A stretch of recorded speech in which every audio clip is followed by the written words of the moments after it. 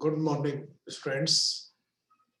मैं doctor Vijendra Singh Tanwar, associate professor in English और वर्तमान में मैं राजकीय महाविद्यालय गुढ़ा में पदस्थापित हूँ। कोरोना काल में जो हमारी पारंपरिक शिक्षा पद्धति है उसको इम्प्लीमेंट नहीं किया जा पा रहा है, इसलिए आपको वीडियो के माध्यम से पढ़ाया जा रहा है। तो जो वीडियो की जो श्रृंखला है उसमें जो आज का जो वीडियो है वो बीए पाठ प्रथम के विद्यार्थियों के लिए जिन्होंने अंग्रेजी साहित्य विषय चुना है, उनके पेपर फर्स्ट में एक सोनेट है, बहुत ही प्रसिद्ध कवि विलियम शेक्सपियर के द्वारा रचित रिमेम्बरेंस, उसके एक्सप्लेनेशन के बारे में आज हम डिस्कस करेंगे। जैसा कि आप जानते हैं कि कई विद्यार्थियों ने कहा कि तो थोड़ा इंग्लिश में दिक्कत होती है, इसलिए मैं वीडियो इंग्लिश में भी बनाऊंगा और हिंदी में भी। तो आपको ये हिंदी में बनाया जा रहा है। तो सबसे पहले हम आते हैं कवि के बारे में। जैसा कि आप जानते हैं ये जो कवि है विलियम शेक्सपियर, इसका जन्म 1564 में हुआ और इसकी मृत्यु 1616 में हुई। ये एलिजाबेथ काल का बहुत ही प्रसिद्ध कवि साहित्यकार माना जाता है। ज्यादातर ये एक नाटककार था, प्लेराइट। इस व्यक्ति ने अपना स्थान दुनिया के साहित्य में एक विशेष स्थान बना लिया है। केवल अंग्रेजी साहित्य का ही सवाल नहीं है, यानी कि ये दुनिया की हर भाषाओं में अनुवाद करके इसको पढ़ाया जाता है। बहुत बड़ा महान नाटककार अंग्रेजी साहित्य का माना जाता है। इसने कुल मिलाकर 37 यानी 37 नाटक लिखे हैं, जिसमें हर प्रकार के नाटक है, ऐतिहासिक भी है, ट्रेजेडी भी है, कॉमेडी भी है, ट्रेजेडी कॉमेडी भी है, रोमांस भी है, लिखे हैं। इसके अलावा इन्होंने अपने जीवन में एक सोनेट सीक्वेंस लिखी, जिसमें 1 से लगाकर 154 सोनेट लिखी, और वो जो सोनेट सीक्वेंस है वो इसको एक कवि के रूप में बहुत ही प्रसिद्ध स्थान देती है। इसमें इन सोनेट्स में उसने अपनी अत्यधिक जो फीलिंग्स, गहराई की जो फीलिंग उसको व्यक्त किया है। उसकी कुछ नाटकों में भी कुछ कविताएं हैं जो कि अपने कैरेक्टर के माध्यम से वो प्रस्तुत करता है। उससे पहले जो सोनेट जो लिखी जाती थी विलियम शेक्सपियर, उसमें लव और कोर्टशिप, यानी कि प्रेमी और प्रेमिका के बीच का संवाद या उनका रिलेशनशिप के बारे में ही ज्यादातर लिखी जाती थी। इसने आकर उसमें दोस्ती के विषय को भी डाला, यानी विलियम शेक्सपियर ने दोस्ती पर भी सोनेट लिखनी शुरू की, और उसने इस संबंध को बहुत ही माइन्यूटली, सूक्ष्मता से अपनी कविताओं में अध्ययन किया है। जो 126 जो सोनेट्स है विलियम शेक्सपियर की 154 में से, उनमें से वो दोस्त को या उसका पैटर्न संरक्षक जो भी कह सकते हैं, मतलब साउथहैम्पटन, उसको संबोधित की गई है, और बाकी की 28 उसकी एक ट्रायंगल प्रेमिका समझ लीजिए, जिससे उसका दोस्त और विलियम शेक्सपियर के बीच में ट्रायंगल लव अफेयर था, जिसको डार्क लेडी के नाम से जाना जाता है, उसको संबोधित की हुई है। विलियम शेक्सपियर की जो पावर ऑफ प्रेजेंटेशन है अपनी बात को, जबरदस्त है, और यही सब चीज हमें इसकी कविताओं में, इसके वर्क्स में देखने को मिलती है, और इसी कारण विलियम शेक्सपियर का आज दुनिया में नाम है। अब आते हैं पोएम के बारे में। जैसा कि हमने बताया कि विलियम शेक्सपियर ने 1 से लगाकर 154 तक की सोनेट्स लिखी है, तो ये जो पोएम है ये उसी सोनेट सीरीज का एक हिस्सा है, और बहुत ही प्रसिद्ध सोनेट्स में से एक है। ये 30वें नंबर की सोनेट है 154 की सीरीज में, और इसको, इस पोएम के अंदर जो कवि का जो मूड है वो थोड़ा पेंसिव और थोड़ा जेंटल, ये कह लीजिए थोड़ा थॉटफुल है, और इस पोएम को इसीलिए पेंसिव और जेंटल सोनेट माना जाता है।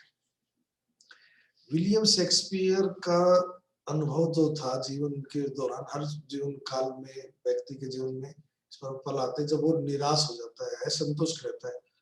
वो उसने अपनी जो 1 से 28 तक सोनेट है उसमें कहीं ना कहीं असंतुष्टि दिखाई है, और इसमें भी वही मूड उसका बना रहता है।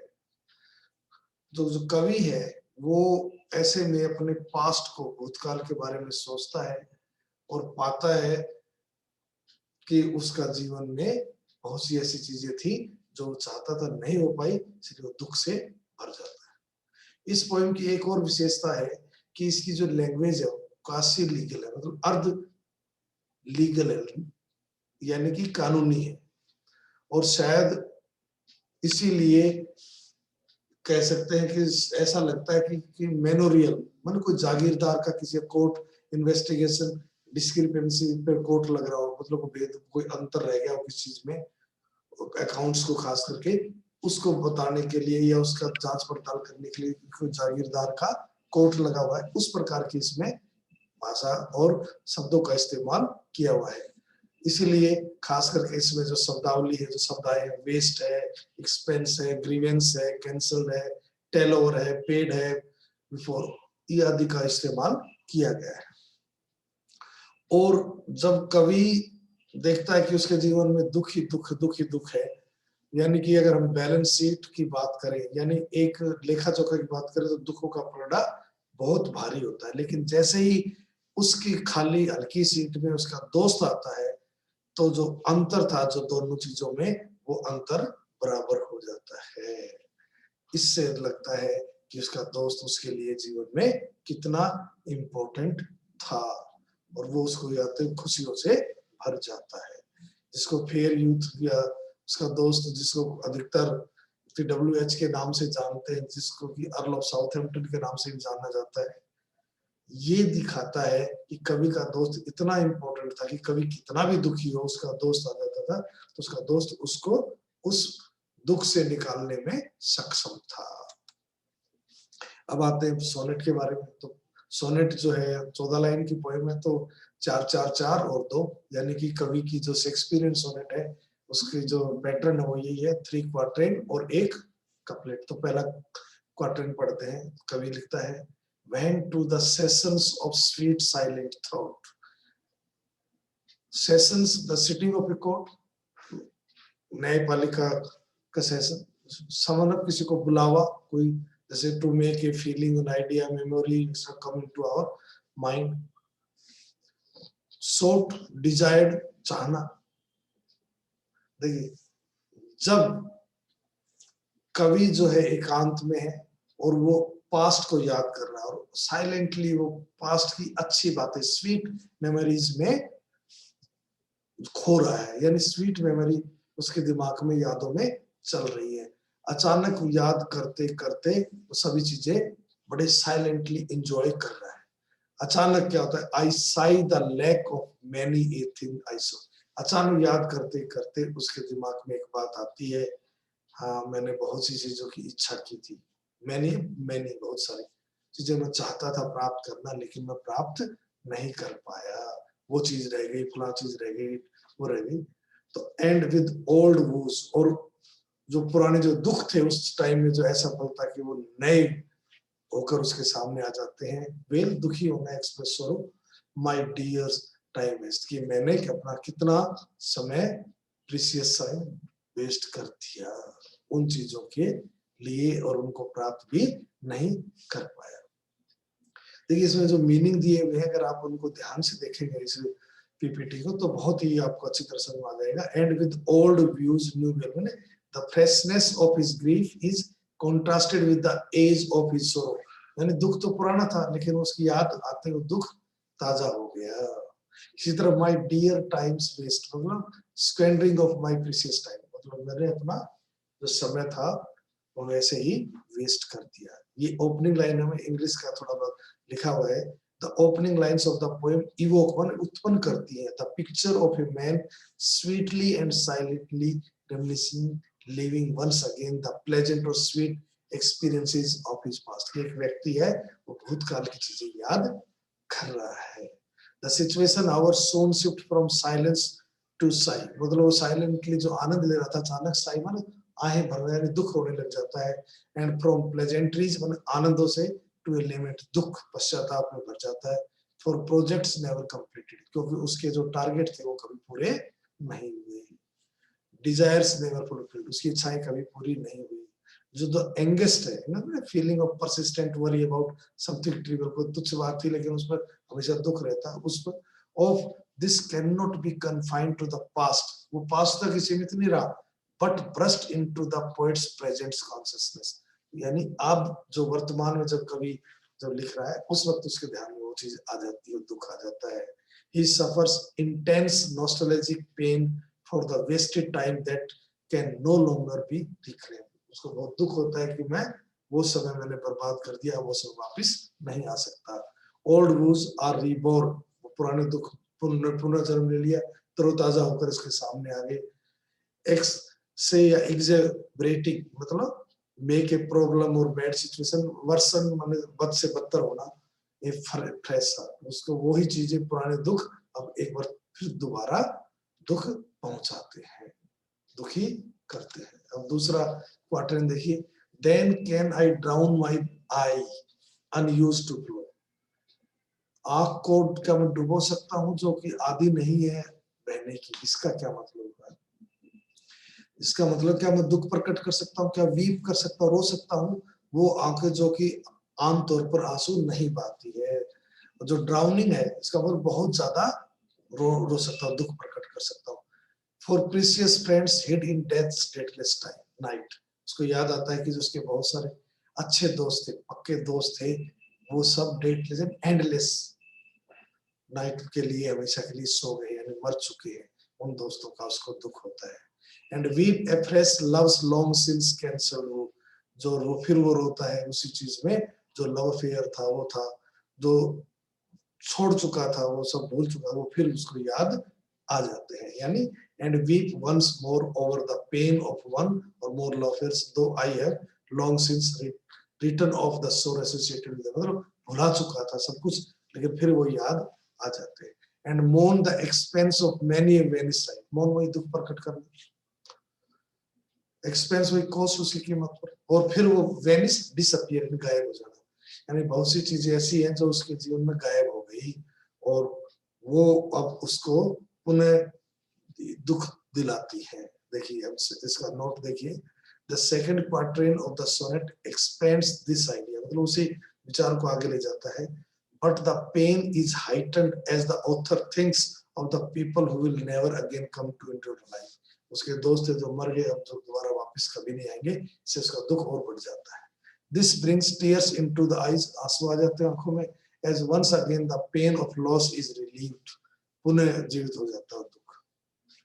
When his sights lamented are the faces of friends who have disappeared into death, वो दोस्त जो उसके अब मृत्यु के संयम सो गए हैं, and the emptiness of love that is no more, और वो खालीपन जो कि अब और नहीं है। But also suggested are the places, possessions and events that can never be re-experienced, इसको भी ये भी कह सकते हैं, वो सब स्थान भी हो सकता है, कोई चीज हो सकती है, कोई घटना हो सकती है जो अब पुनः नहीं आएगी। ये सेकंड स्टांजा था। अब third stanza, can I grieve at grievances foregone, ग्रीवन दुख प्रकट करना, ग्रीवेंसेस दुख, यानी वो ग्रीव वर्ब है, ये नाउन है, फोरगोन जो बीत चुके, in the past that have gone before, तो क्या मैं उन चीजों पर दुख व्यक्त कर सकता हूँ, सो दुखी हो सकता हूँ जो बीत चुके।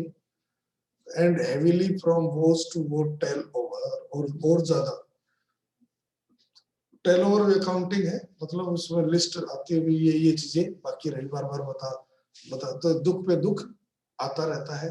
The sad account of fore bemoaned moan, fore bemoaned जो पहले जिन पर हो चुका, दुख प्रकट कर चुका, वही मोन दुख प्रकट कर, उन पर फिर दोबारा क्या मैं दुख व्यक्त करूं, which I new pay as if not paid before, यानी पहले जो दुख हुआ पास्ट में उस दुख पर वो रो चुका था, यानी उसका सेटलमेंट हो चुका था, लेकिन अब वो पुनः याद आ गया, तो ऐसा लगता है कि जैसे पुराना तो चुका था, अब दोबारा उसकी कीमत चुकाई जारी है। कीमत से मतलब दुख प्रकट किया जा रहा है दोबारा उसके जीवन में।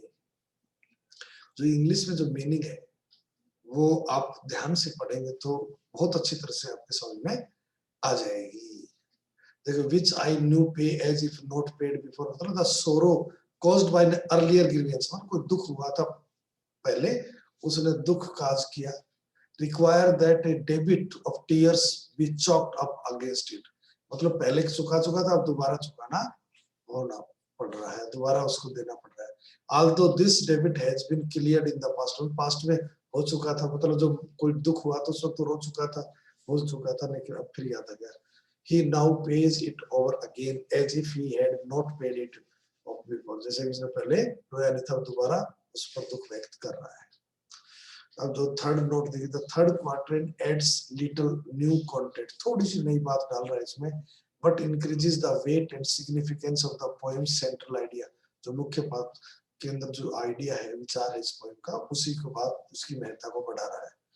The act of remembrance recalls old griefs into the present, वो यादें करता है पास्ट की तो वर्तमान में आ जाती सारी, where they became as painful in their rebirth as they were the first time they were experienced, जैसे वो पहले अनुभव हुई थी वैसे ही अब अनुभव हो रही है। It is as if the persona of the poem were caught in a psychological trap from which there is no escape, and in which his mind, as if dragging chains, moves heavily from woe to woe, unable to escape from the images that repeat the sad account of foregoing poem, मतलब कि वो एक ऐसे जाल में फंस गया मनोवैज्ञानिक में जिसमें वो बच नहीं सकता, जिससे निकल नहीं सकता, उसके दिमाग में वही चीजें आ रही हैं और उसको दिमाग जैसे चेन में बांधे एक दुख से दूसरे दुख पर ले जा रहा है, और जो दुख पर पहले वो जो दुख व्यक्त कर चुका था, उस दुख को भुला चुका था, अब वो पुनः उस दुख पर रो रहा है या कह लीजिए दुख व्यक्त कर रहा है जैसे पहले उसने किया ही नहीं था। Though the account has been paid up in the past, the debit of pain is reopened and he must pay the entire amount, उसको दोबारा पे करना पड़ेगा ही। अब जो कपलेट है, जैसा कि होता है तीन तो क्वार्टरिन हो गई, कपलेट में कभी अपनी सारी बात का सॉल्यूशन भी निकाल देता है। But if the while I think on thee, dear friend, all losses are restored and sorrows end. All losses are restored, this is probably the language of a legal settlement की भाषा है।